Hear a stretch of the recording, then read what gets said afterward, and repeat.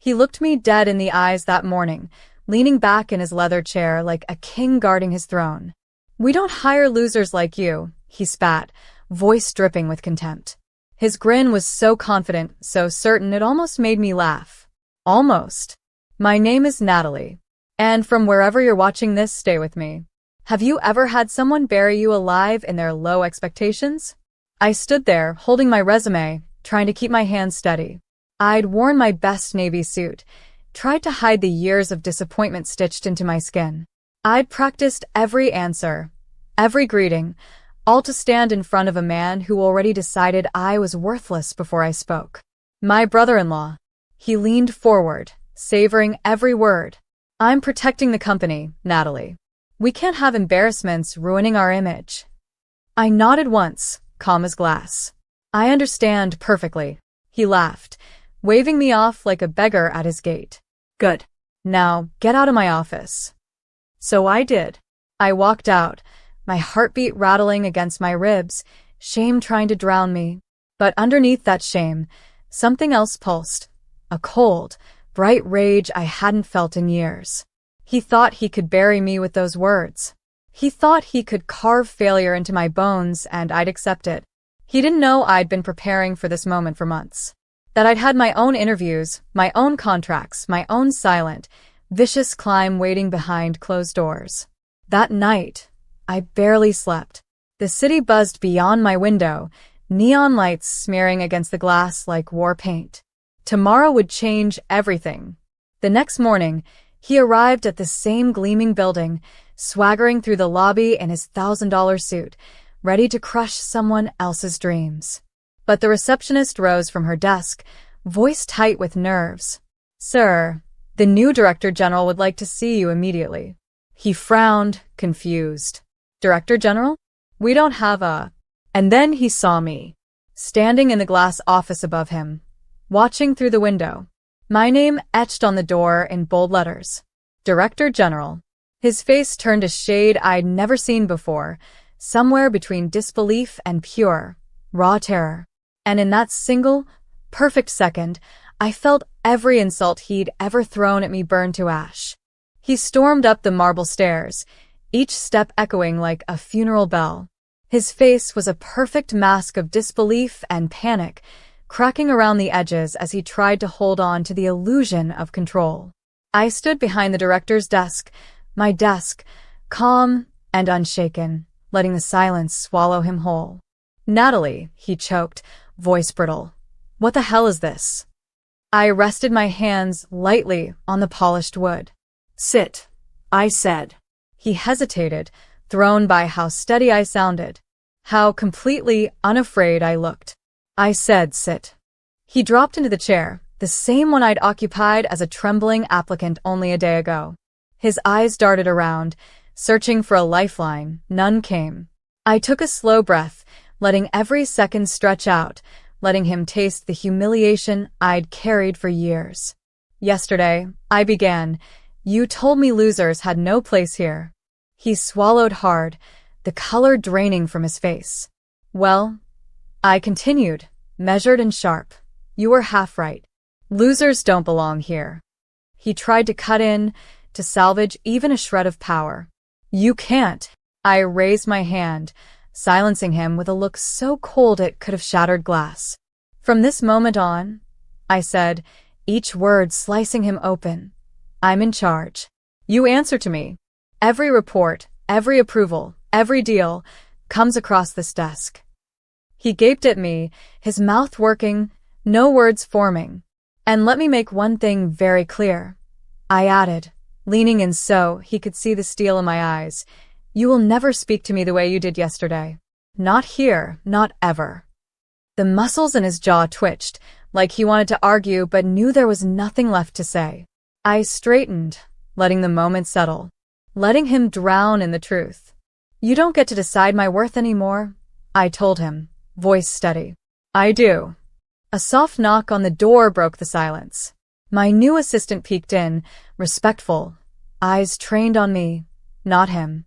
"Director General," she said, with a reverence that made my brother-in-law flinch, "the board is ready for your briefing."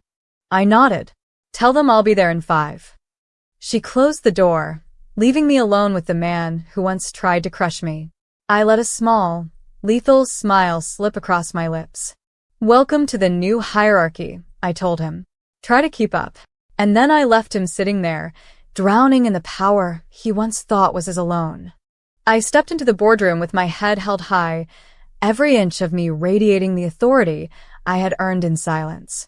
The directors stood, a sea of polished suits and cautious smiles, greeting me with respect that tasted like victory on my tongue. Director General, one of them said, nodding. We're honored to have you. Honored. How many times had I starved for that word? I took my seat at the head of the table, my place now, and let the hush settle. My brother-in-law slipped in behind me, trying to blend into the shadows, but the directors noticed him right away. Mr. Hawthorne, one of them said stiffly, you can take the back row. He froze, swallowing humiliation so bitter I could practically smell it. But he obeyed, sinking into a chair at the edge of the room like a child sent to detention. I launched into the strategy I'd spent months building, pouring my heart into each slide, each word, each plan. There was no stammering, no shrinking. Just the quiet, unstoppable truth of who I had become. They listened, eyes sharp, heads nodding, taking notes, asking questions. Not one of them called me a fraud. Not one of them laughed. Halfway through, I caught my brother-in-law's expression, a perfect mix of awe, fear, and disbelief. It was everything I'd fought for, everything I'd bled for in a world that tried to chain me to the floor. I kept going, voice even, breath steady. By the end of the presentation, the entire board broke into applause. It hit me like a warm wave, the recognition I'd been starved of for so long. Brilliant work, one director said. This company is in strong hands. Strong hands. Mine. I gathered my notes, meeting their eyes one by one. Thank you, I said, calm and unbowed. From this moment on, there will be no tolerance for arrogance, for dismissing talent, or for disrespect. This company will run on merit and merit alone. A chorus of agreement echoed around the table. My brother-in-law's head hung low, shoulders collapsed, no witty retorts left. As the board members filed out, one paused to whisper, "We've needed someone like you for a long time." I let that sink in. Someone like me. I turned, letting my brother-in-law see every inch of my triumph. "Any questions, Mr. Hawthorne?" asked cool and clear. He shook his head, broken, defeated. "Good," I said softly. "Then get to work. Because this was my empire now. And no one would ever call me a loser again." The boardroom emptied, leaving behind only a faint echo of applause and the scent of burnt coffee. My brother-in-law lingered by the window, shoulders hunched, staring out over the city, like a man trying to find an escape route. I walked toward him, heels tapping against the marble with a rhythm that felt like a war drum. He turned, eyes bloodshot, pride leaking out of him in slow, painful drips. "Natalie," he rasped, "you don't have to do this." I tilted my head, studying him the same way he had studied me, like I was something worthless. "Do what?" "Humiliate me," he pleaded. "We're family. Family." The word was poison on his lips. "You humiliated me first," I reminded him, voice as calm as glass. "You made sure I felt smaller than dirt in front of everyone. And now you want forgiveness." He swallowed hard, lips trembling. I didn't know you were qualified," he stammered, looking at the floor. I almost laughed. "Qualified? I was qualified before you ever sat in that chair," I said. "But you couldn't see past your own arrogance." His hands shook. "Please, give me another chance."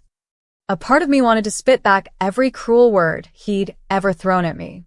But another part, the stronger part, decided something worse, to make him earn it.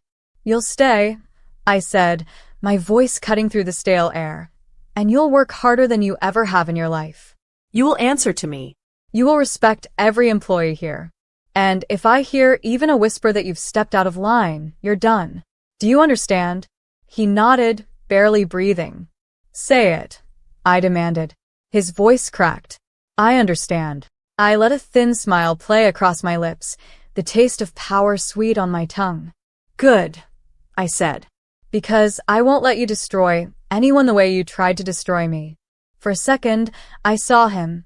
Not the bully, not the gatekeeper, but a man who'd built his entire identity on belittling others, now crumbling under the weight of someone stronger. I turned away, not giving him another moment of my energy. My phone buzzed with a new email, contracts, partnerships, opportunities. The world was finally opening its doors to me, no longer blocked by his arrogance. As I walked out of the boardroom, I felt the future roll out before me like a red carpet. No more begging. No more shrinking. No more waiting for permission to shine. I was here to stay. The next few days moved like a tidal wave, powerful, unstoppable, cleansing every stain my brother-in-law had left behind. I tore through outdated policies, launched new programs, gave chances to people who had been overlooked just like I had. Every decision I made rippled through the building, changing its heartbeat. Employees started smiling at me in the halls, their shoulders lighter, their voices steadier. Word traveled fast. There was a new director general, and she didn't tolerate bullies. My brother-in-law tried to keep his head down, tried to fade into the crowd, but it was too late. The staff remembered how he'd sneered, how he'd mocked people, how he'd shut doors that should have been open. Now, every report he handed me shook in his trembling hands. I reviewed his work, steady and professional. No cruelty in my voice, but no softness, either. Mr. Hawthorne, I said one afternoon, you forgot to include the projected figures for next quarter. He swallowed, eyes darting like a cornered animal. I'll fix it, he mumbled. Yes, I replied calmly, you will. The power shift was so complete, even the walls felt different. One day, as I left for a meeting, I noticed the interns chatting in a sunlit corridor, their voices no longer hushed with fear. They were laughing, hopeful. I paused to listen, realizing they were talking about their dreams, their projects, their wild ambitions. And no one was mocking them for it. That moment filled me with something I couldn't name, a kind of hard-won peace that settled deep in my bones. When I got back to my office, Logan, my assistant, handed me a stack of letters. Messages of support, he explained. People are grateful for what you're doing. I ran my fingers over the envelopes, stunned. For so long, I'd been the outsider, the nobody, the loser. And now I was the reason people dared to believe again. That night, alone in my penthouse, I stared out at the city, lights shimmering like tiny fires. I promised myself I would protect what I had built, not just for me, but for every voice that had ever been silenced. Tomorrow, I would stand taller. Tomorrow, I would remind him, and everyone else, that my reign wasn't an accident. It was earned, line by line, scar by scar, until there was nothing left to doubt. The following week, I called an all-hands meeting in the atrium, a space that used to feel cold and corporate but now pulsed with something electric. The employees gathered in cautious silence, their eyes trained on me with a mixture of hope and fear.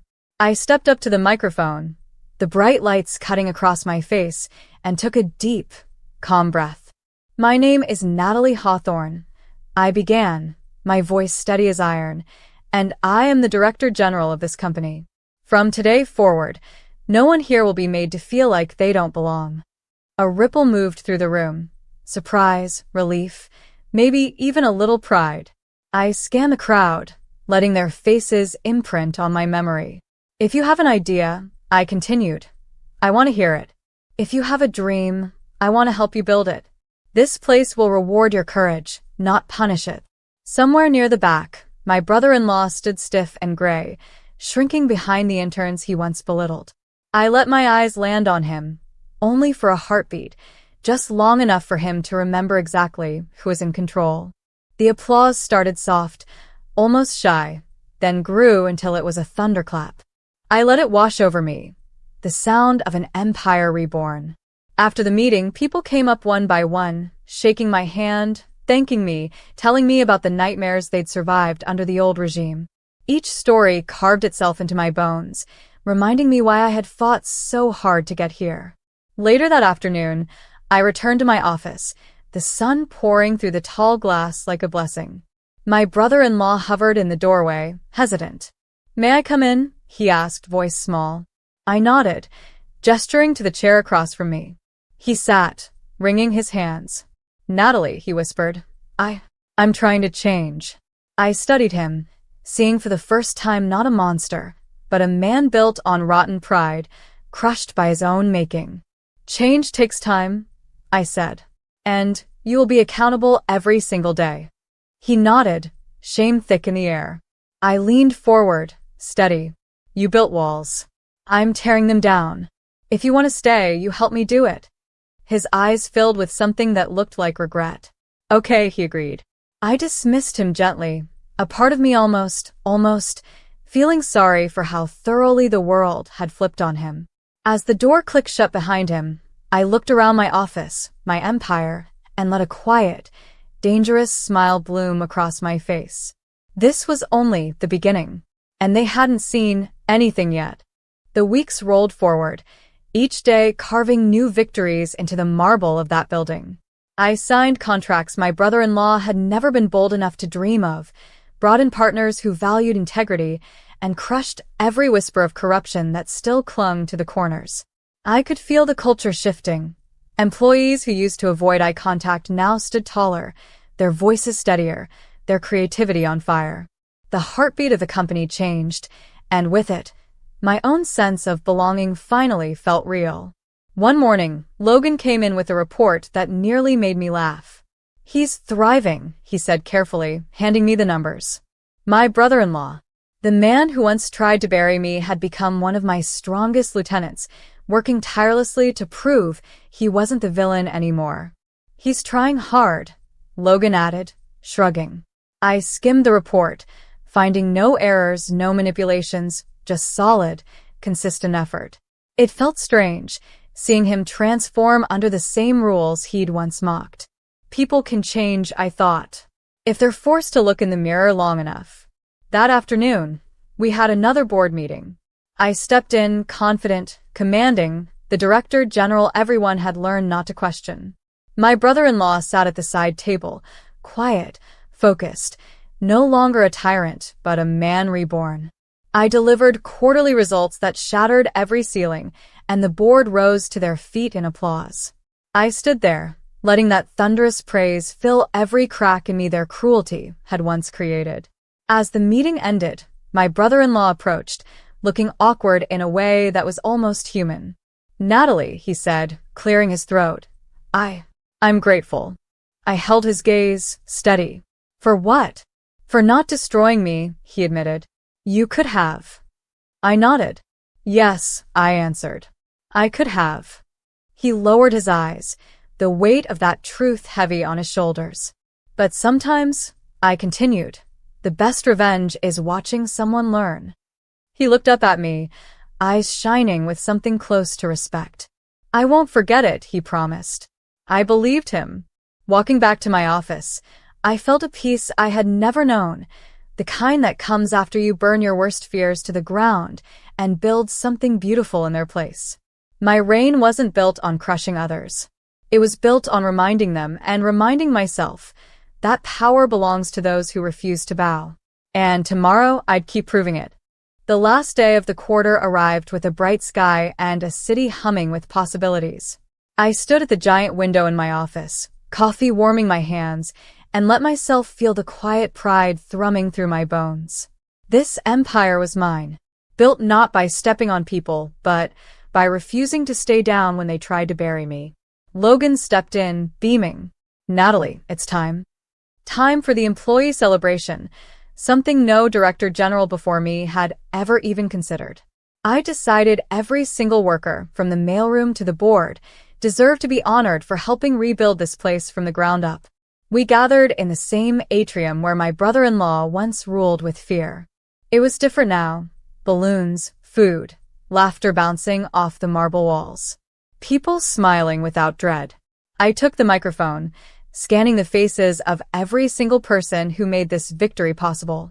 "I stand here today," I began, voice steady, "not as a miracle, but as proof that no label can define you except the one you give yourself. Applause broke out, genuine, powerful. My brother-in-law stood to the side, head bowed, clapping along with everyone else. Humbled. Changed. And I let him stay, not out of weakness, but out of power. I finished my speech with a promise. This company will never again be a place where you are told you are less. It will never again turn away talent because of prejudice or pride. We will be a place that listens, that grows, that believes. The applause roared louder, people hugging, wiping away tears. And in that moment, I knew I'd done more than get revenge. I'd rewritten the rules. Logan joined me on stage, grinning, eyes full of pride. Director General, he teased, your legacy is going to be hard to beat. I smiled, a quiet, unbreakable smile. Let them try, I said. Because every time they tried to put me in a box, I would break it. Every time they tried to drag me down, I would rise higher. This was my world now, a world I'd earned with every scar, every breath.